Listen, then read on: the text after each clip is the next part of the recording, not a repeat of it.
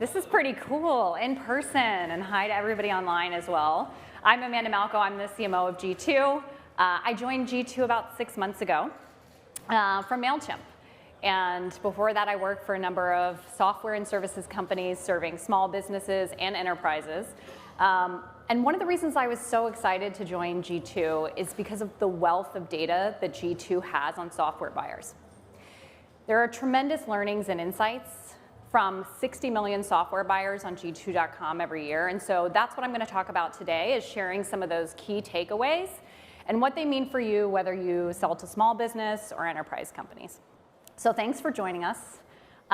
With that, I promise you this is my only methodology slide, but I want to give you some insight into where these insights came from. So again, 60 million buyers on G2.com. We take that and we're looking at insights and key trends in buying behavior as well as spend across 1.4 million reviews on that software. And then we also did a survey, the findings of which we just released this morning. So you're seeing this for the first time, of 800 software buyers around the world. So this is the summation of all of that insight and knowledge. I'm going to start with the good news. You made it. The last year has been tough. We saw dips in software spend immediately following COVID. And now in Q2, we just surpassed the highest software spend per employee that we've seen at G2 to date. So that should feel pretty good. Even better, in our survey, 55% of buyers said they're going to spend more next year as well. And the total number of unique products, which you're looking at here, is the number of products that a company buys on average. Just in the first half of this year, it's higher than we've ever seen, on average 124 software products per company. Tremendous opportunity for all of you and all of your companies. But with this growth, what we're seeing is that the way software buyers buy is fundamentally changing. Software is becoming a reflection of our everyday lives. So this is the top trending categories on G2.com in the past year. I love the first one, because clearly we're all at home in our pajamas trying to figure out how to make a buck on cryptocurrency. I have not figured it out, so if you have tips, please come see me after the presentation. We're also trying to figure out how to work from home better together. So video conferencing, marketing automation, project management. This is the zeitgeist of our culture, is reflected in software. The other thing that's changing is the way we go about buying it. And so in the rest of this presentation, I'm going to share 3 key trends and hopefully some examples of things that you can be doing to capitalize on these. I don't think any of these are going to be revolutionary, things that you've never heard before. So what my hope is that this is a distillation of the top 3 things to focus on, a blueprint for how you can go to market.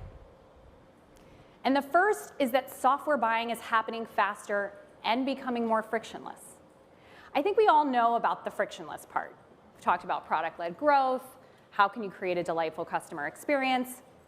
But the happening faster part surprised us, particularly given how dramatic it is, especially as we've all heard that there's more people involved in software buying decisions than ever before. All true. But 55% of buyers say that they need less than 3 months to make a decision of $20,000 or more. 85% of buyers say, I don't need more than 6 months to make a decision. And you may be thinking, enterprise, my company, they take forever, right? It's like 12 to 18 months, they can't make a decision. 82% of enterprises, 1,000 employees or more, are saying, I don't need more than 6 months to make a decision. This really surprised us. We think there's a couple of things happening here. The first is that there's frictionless experiences in how we buy. So over half of buyers say that they're using credit cards to make their purchase decisions, to make their purchases, and 48% for enterprise. So they're using credit cards more readily and using trials more often as well. The other thing we're seeing is that there's more ways to buy. 1 in 5 buyers prefers to buy from someone other than you. A third-party marketplace, a VAR, a value-added reseller. This is key to thinking about how we go to market. More frictionless experiences means they can make them faster. More convenient ways to buy and places to buy means that they're more likely to make those decisions faster and give you a try. Perhaps more startling, 67% of companies usually engage a salesperson after they've already made a decision. So how can you influence them prior to them reaching out? This stat is troubling.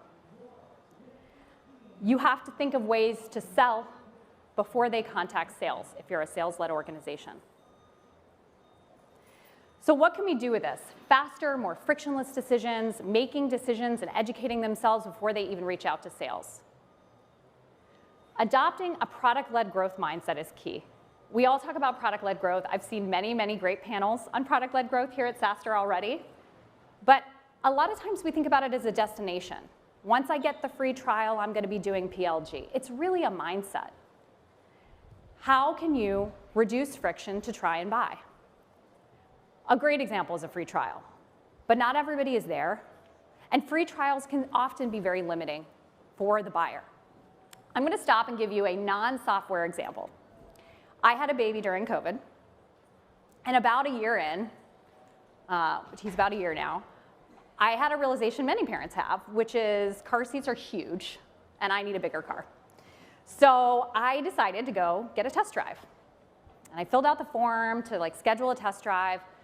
And I heard back about 24 hours later, and delighted, we schedule it, and it turns out it was routed to the wrong dealership. And I was like, you know what, forget it. I'm just going to march down there and see what's there. And it reminded me, that's what it feels like when a demo request is routed to the wrong person, right? That's not a delightful, frictionless experience. So then I get down there, and I went to 2 different dealerships, and the first one said, I'm sorry, we don't have any inventory. Can I show you some pictures on the website? No, thank you. There's a chip shortage, I get it. And the second dealership said, come on in.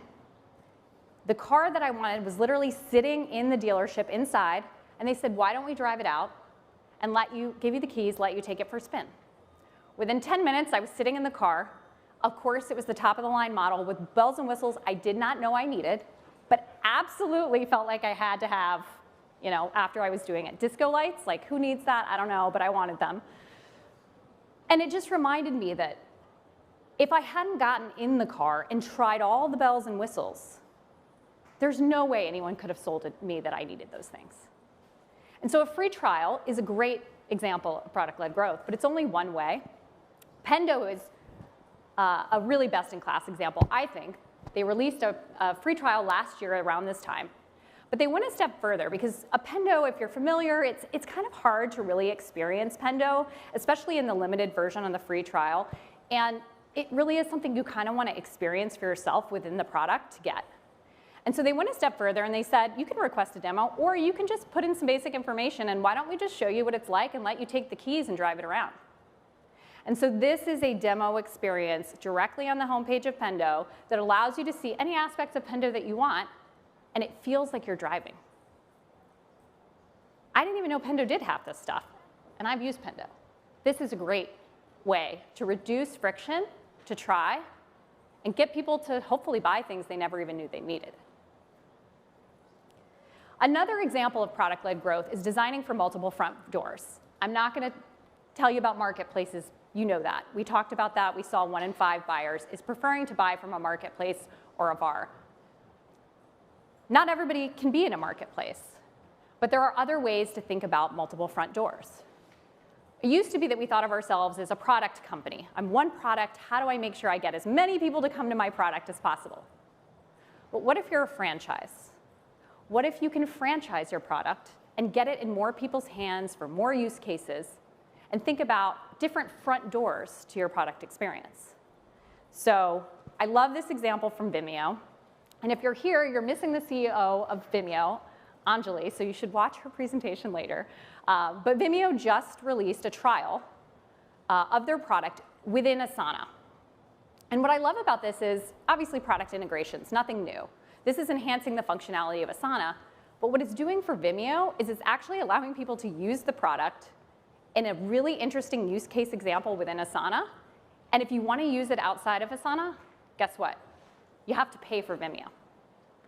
So this is a great front door for Vimeo.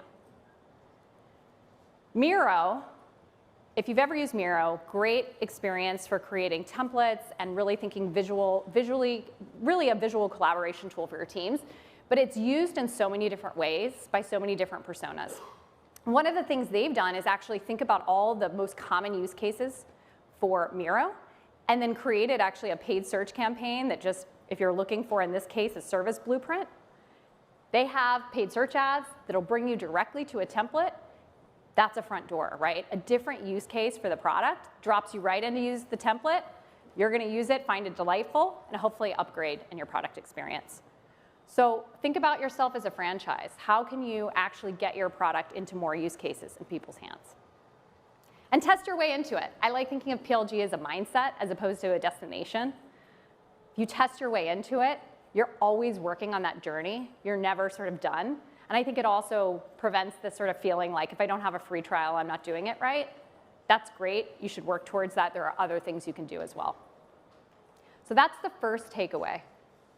Buying is happening faster and more frictionless than ever before. The second takeaway is that building trust is more essential, but it's harder than ever to do. We all know that trust matters, but who can you trust? Our survey shows that traditional forms of influence are fragmenting. This doesn't mean they're going away. It just means our jobs as marketers, if you're a marketer in the room, sorry, it's harder, because there are more places that people are looking to make their decisions and inform their buying.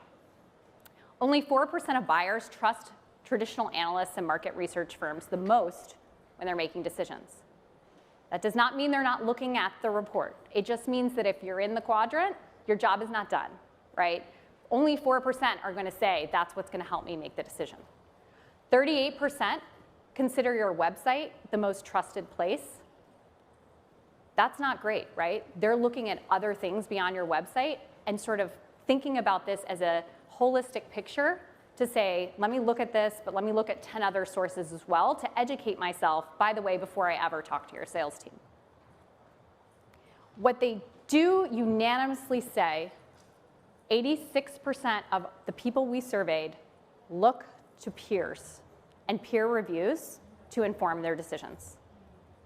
I've heard people say, yes, but that's probably only small business customers. 85% of enterprise buyers look at peer reviews. And they say it makes them more confident in their decision-making process. It is a critical tool to market to your customers. How many people here, just as a show of hands, sorry for those online, use reviews in your personal life? That's close to 100%. You probably all have your strategies for it, right? Like I go to the 1-star and I'm like, how bad is bad? Some people are like, I want to know what the average is. Everybody has their way. What makes us think that then we go into our professional lives and we're like, I'm going to buy a totally different way. This doesn't matter, right? So think about that experience. What does that look like for your buyer? And the final thing about trust is that when we asked buyers what would hold them back from making a purchase decision, the top 4 most common reasons shared one thing in common: a lack of credible, customer-led content.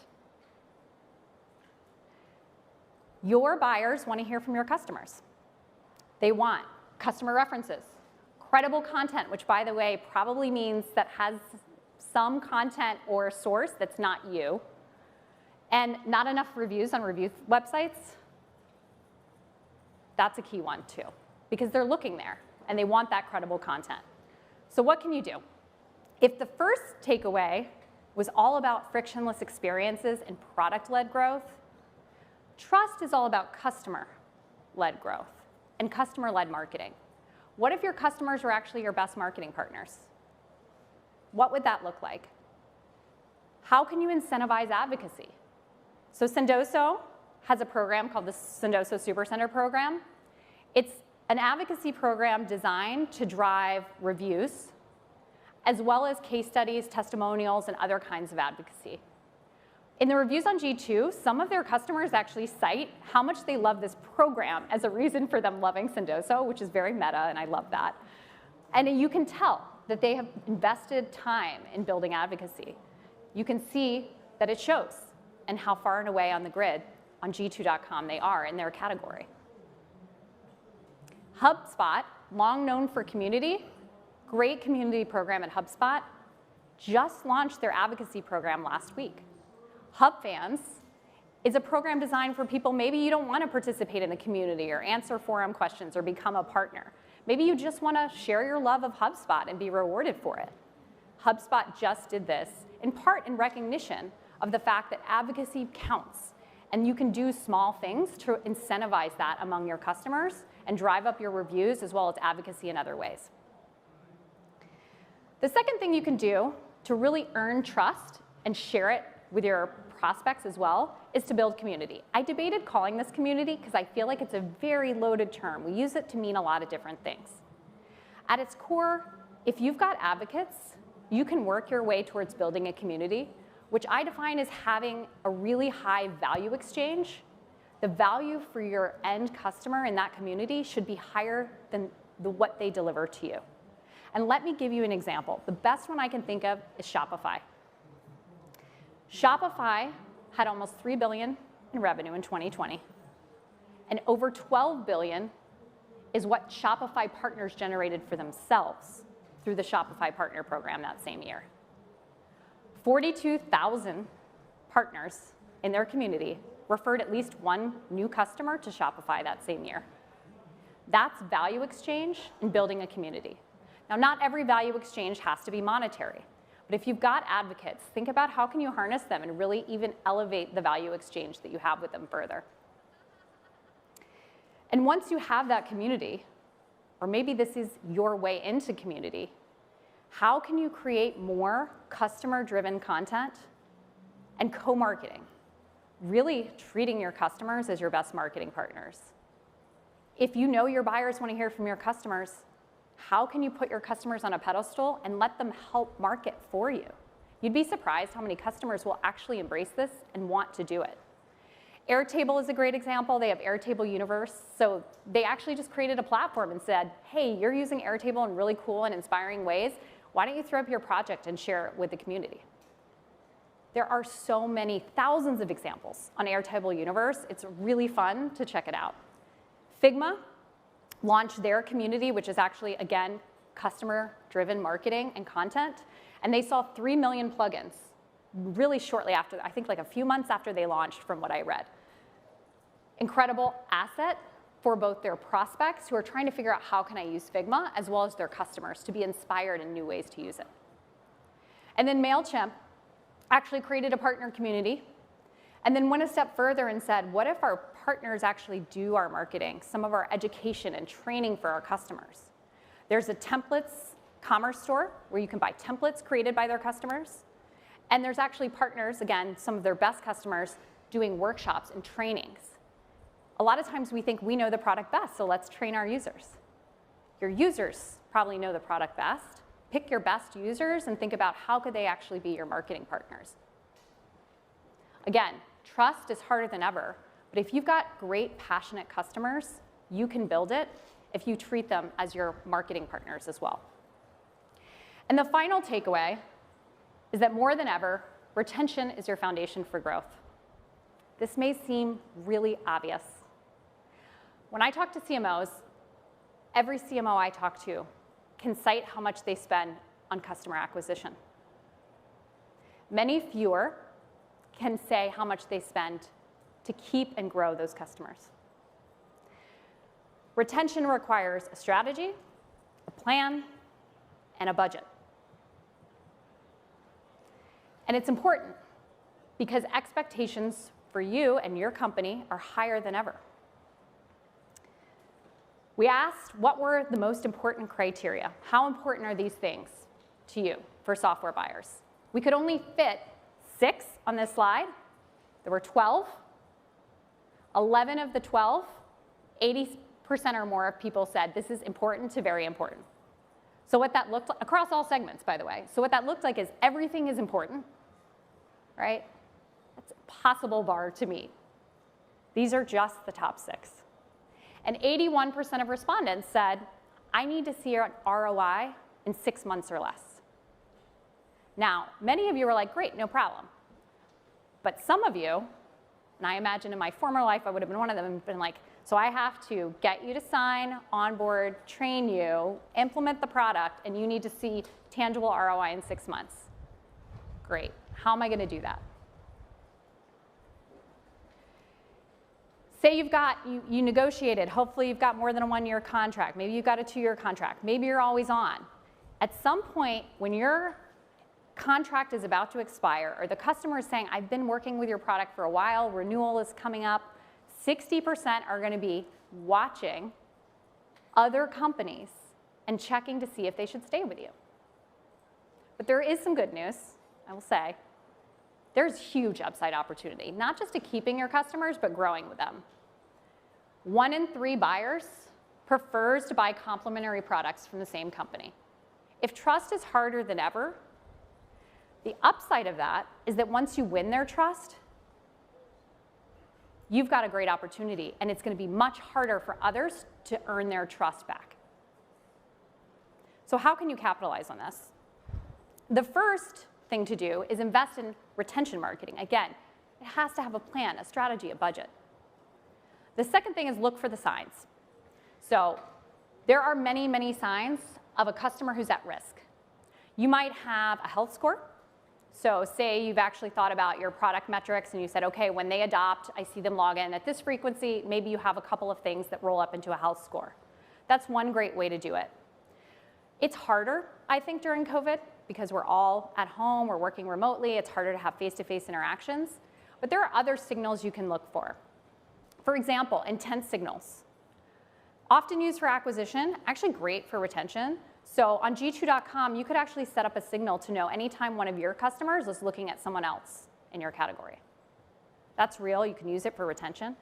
So look for the signs. And the final thing is celebrate your ROI. I don't mean like share an ROI, like yes, there's ROI calculators, talk about your ROI.